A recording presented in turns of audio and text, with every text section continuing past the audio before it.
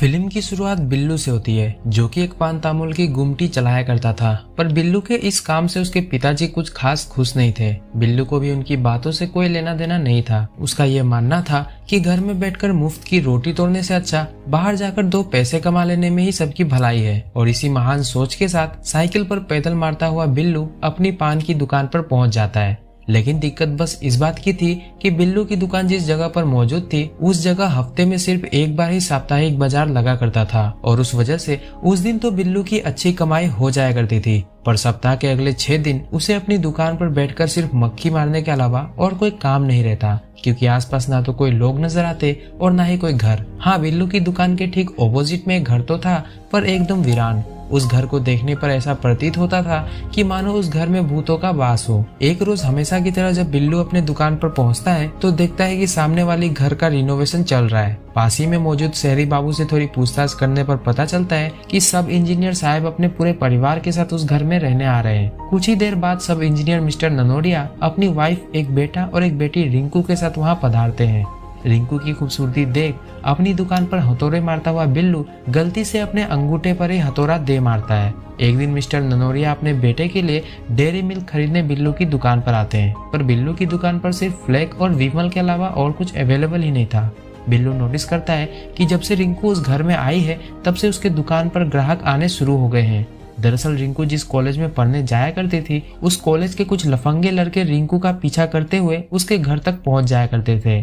अब क्योंकि बिल्लू की दुकान भी रिंकू के घर के ऑपोजिट में ही थी, इसी वजह से लड़के धूम्रपान करते हुए वहां अड्डा लगाना शुरू कर चुके थे।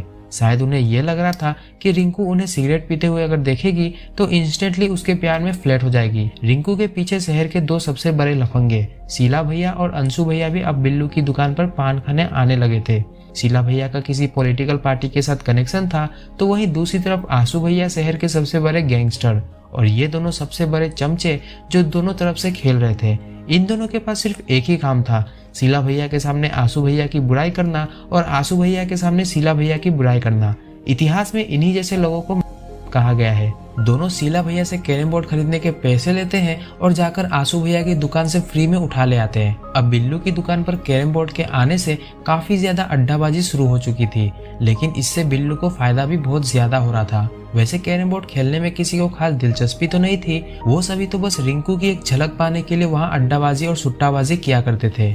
एक दिन डीएफओ का बेटा बिल्लू की दुकान पर फ्लैग पीने आता है। दोनों चमचे डीएफओ के लड़के को तेल मारने की कोशिश करते हैं, पर डीएफओ का लड़का जानता था कि दोनों चमचे किस खेत की मूली है, इसी वजह से वो उन्हें भाव नहीं देता और चुपचाप वहाँ से चला जाता है। उसी वक्त आंसू भैया भी वही पान की दुकान पर खड़े होकर थम्स अप का घूंट लगा रहे थे। तभी अचानक रिंकू की कुतिया रूबी गेट के बाहर आ जाती है। उसके पीछे पीछे रिंकू भी आती है, जिसे देखकर वहां मौजूद सभी लड़के एक पल के लिए अपनी सांसें रोक लेते हैं। तभी आंसू भैया अंग्रेजी झाड़ते हुए रिंकू की कुतिया रूबी को वापस रिंकू के पास भेजने में सफल हो जाते हैं। अब ये देखकर वहां मौजूद लड़कों ने ये तो मान लिया था कि उनका नंबर कभी नहीं लगने वाला, क्योंकि रिंकू को तो अब आंसू भैया ही लेकर जाएंगे। इधर शीला भैया ने भी अपनी कोशिश जारी रखी हुई थी। एक दिन तो वो किसी स्टूडेंट को अवार्ड देने के बहाने रिंकू की क्लास में घुस जाते हैं, पर वहां उन्हें पता चलता है कि लंबी छलांग में फर्स्ट आने वाला वो विद्यार्थी पढ़ाई छोड़कर साइकिल की दुकान पर पंक्चर बना रहा है। ये सुनकर शीला भैया मास्टर जी से कहते हैं, ये आपके स्कूल का स्तर खेल बजट का हो क्या रहा है, किसके पेट में जा रहा है ये? दूसरी तरफ बिल्लू की दुकान पर लड़कों ने इस बात को लेकर सट्टेबाजी भी शुरू कर दी थी कि आखिर में रिंकू को कौन लेकर जाने वाला है, आंसू भैया, शीला भैया या फिर डीएफओ का लड़का चिमनी। फिलहाल आंसू भैया का पलड़ा काफी भारी नजर आ रहा था। बिल्लू को जब इस सट्टेबाजी के बारे में पता चलता है तो वो तुरंत उसे बंद करने के लिए कहता है। इस पर वहाँ मौजूद सट्टेबाजी में पैसे लगाने के लिए लाइन में खड़ा बिल्लू का रेगुलर कस्टमर कहता है, अरे क्या भैया, हम लोगों का भी तो सोचो, लड़की तो मिलने से रही, कुछ तो मनोरंजन होना चाहिए ना। ये सुनकर बिल्लू भी एक पल के लिए शांत हो जाता है। वो मन ही मन सोचने लगता है कि बंदे ने बात तो सही की है। अगर रिंकू का घर उसकी दुकान के ठीक ऑपोजिट में ना होता तो आज भी उसे अपनी दुकान पर बैठकर मक्खियां ही मारनी पड़ती। एक रात बिल्लू मास्टर जी के घर उनसे अंग्रेजी में एक लव लेटर लिखवाने पहुंचता है। पहले तो मास्टर जी मना करते हैं, पर जब बिल्लू उन्हें पैसों के बदले क्वार्टर की बोतल देता है तो वो तुरंत मान जाते हैं। एक बोतल क्वार्टर गटकने के बाद उन्हें होश नहीं रहता और वो बिल्लू को बताते हैं कि उन्हें भी अपने क्लास की एक छात्रा रिंकू से प्यार हो गया है। अब मास्टर जी को क्या पता था कि बिल्लू वहाँ रिंकू के लिए ही लव लेटर लिखवाने आया था। बिल्लू मास्टर जी से कहता है, नजर उठा के भी देखा ना उसकी तरफ, सारी मास्टरी उतार दूंगा, समझा ना, समझा कि नहीं? और वहाँ से चला जाता है।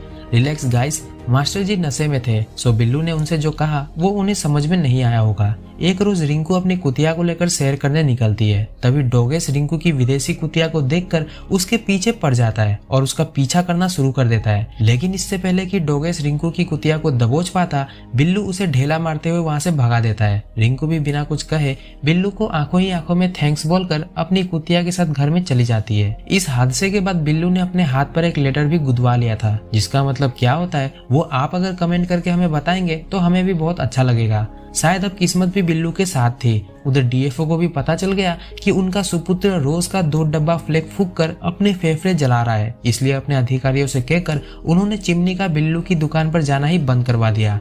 वहीं दूसरी तरफ शीला भैया आंसू भैया से कैरम बोर्ड में एक मैच हार गए थे, सो उन्होंने बिल्लू की दुकान पर जाना ही बंद कर दिया। लास्ट में बचे आंसू भैया, जिनकी शादी अब किसी दूसरी लड़की के साथ तय हो चुकी थी। मतलब अब बिल्लू का रास्ता पूरी तरह से साफ हो गया था। इसीलिए वो एक लव लेटर वाला कार्ड खरीदने गिफ्ट शॉप पर पहुंचता है। वहां से कार्ड खरीदने के बाद बिल्लू एक अंग्रेजी किताब में से 2-3 बेहतरीन लाइन कॉपी करके उस लव लेटर वाले कार्ड पर पेस्ट कर देता है, ताकि वो जब रिंकू को वो कार्ड दे तो रिंकू उसे पढ़कर बिल्लू के प्यार में फ्लैट हो जाए। पर बिल्लू के साथ भी वही हो रहा था जो हर लड़के के साथ होता है।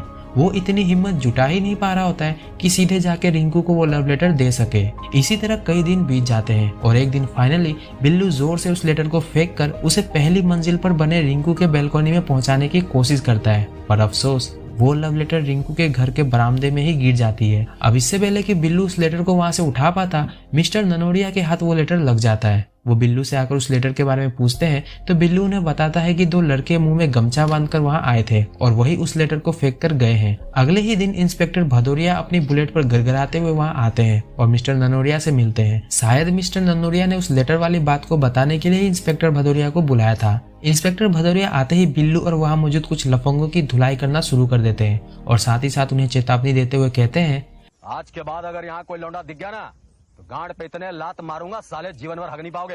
इस कांड के बाद बिल्लू ने अपनी दुकान हमेशा के लिए बंद कर दी। पर रिंकू के सामने जिस तरह से इंस्पेक्टर भदौरिया ने उसे मुर्गा बनाया था, उस वजह से बिल्लू के दिल में रिंकू के लिए नफरत की आग सुलगनी शुरू हो चुकी थी। बिल्लू शहर के हर नुक्कड़ पर लगे बिलबोर्ड पर यह लिख देता है कि रिंकू ननोड़िया बेवफा है, यहाँ तक कि 10 रुपए के नोट पर भी।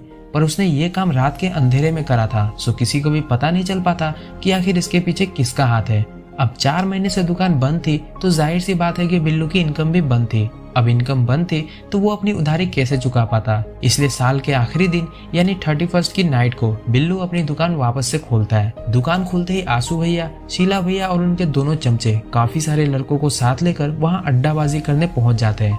बिल्लू ये देखकर काफी गुस्सा हो जाता है और उन्हें वहां से जाने के लिए कहता है। इस पर शीला भैया उसे गालियां देते हुए चुपचाप जाकर पान बनाने के लिए कहता है। बस इसी बात को लेकर बिल्लू अपने आपे से बाहर हो जाता है और बटाम लेकर सबकी खटिया खड़ी करना शुरू कर देता है। तभी इंस्पेक्टर भदौरिया भी वहाँ कुछ पुलिस वालों के साथ आ धमकता है। उसे बिल्लू पर ही शक था कि जरूर उसी ने शहर में हर जगह ये बात फैलाई है कि रिंकू ननोड़िया बेवफा है। भदौरिया आते ही बिल्लू के पिछवाड़े पर 10-15 जोरदार लठ बरसाता है। साथ ही साथ वो बिल्लू की दुकान भी तोड़ देता है। बिल्लू भदौरिया को रोकने की कोशिश करता है पर वो कहाँ रुकने वाले थे। दुकान की ऐसी तैसी करने के बाद भदौरिया बिल्लू को अपने साथ थाने ले जाता है और वहाँ भी उसकी खूब कुटाई करता है। लेकिन अगले ही दिन रिंकू के पिताजी मिस्टर ननोड़िया थाने आकर बिल्लू की जमानत करवा देते हैं। बिल्लू उसी दोपहर मिस्टर ननोड़िया को धन्यवाद कहने उनके घर जाता है। मिस्टर ननोड़िया उसे बताते हैं कि वो जल्दी ही अपनी पूरी फैमिली के साथ बिलासपुर शिफ्ट हो रहे हैं। तभी रिंकू चाय लेकर आती है। रिंकू के आते ही बिल्लू अपना सर शर्म से नीचे कर लेता है। शायद अब बिल्लू को अपने किए पर शर्मिंदगी महसूस होने लगी थी। बिल्लू सिर्फ एक आखिरी सॉरी कहकर वहां से चला जाता है। जाते जाते उसने वो सारे डेयरी मिल्क चॉकलेट्स वहीं टेबल पर रख दी जिसे उसने रिंकू के लिए खरीदा था। देर से ही सही पर बिल्लू समझ चुका था कि उसने जो कुछ भी करा वो गलत था। किसी को पाने के लिए आप पूरी कोशिश करो पर अगर आपको वो ना मिले तो इसका मतलब ये नहीं होता है कि आप उसे बदनाम करना ही शुरू कर दो। इसी सीख के साथ बिल्लू फिर से अपनी दुकान शुरू करता है। पर अब ना तो उसकी दुकान के आसपास लड़कों का जमावड़ा लगा रहता और ना ही अब रिंकू को छेड़ने वहाँ कोई लड़का आया करता। रिंकू भी अपनी फैमिली के साथ वहाँ से हमेशा के लिए जा चुकी थी। एक दिन ऐसे ही बिल्लू उस घर के कंपाउंड में जाता है जहाँ रिंकू रहा करती थी। वहाँ उसे रिंकू की एक ड्राइंग मिलती है जिसमें उसने बिल्लू और उसकी दुकान को बनाया था। उस ड्राइंग को देखकर एक पल के लिए बिल्लू सहम जाता है। वो सोचता है कि क्या होता अगर वो थोड़ी हिम्मत करके रिंकू से अपने दिल की बात कह देता। क्या रिंकू के दिल में भी बिल्लू के लिए कोई जगह थी? आपको क्या लगता है? हमें कमेंट करके जरूर बताइएगा। क्या आप किसी को पाने के लिए बिल्लू जैसी हरकतें करते? या फिर थोड़ी हिम्मत करके सीधे अपने दिल की बात कह देते। फिल्म के आखिरी सीन में हम देखते हैं कि एक नई फैमिली उस घर में रहने आई है। उनके पास भी वही स्कूटी थी जो रिंकू के पास थी। क्या रिंकू वापस अपनी फैमिली के साथ वहां रहने आ गई? ये तो हमें पता नहीं चल पाता, क्योंकि यह फिल्म यहीं पर समाप्त हो जाती है।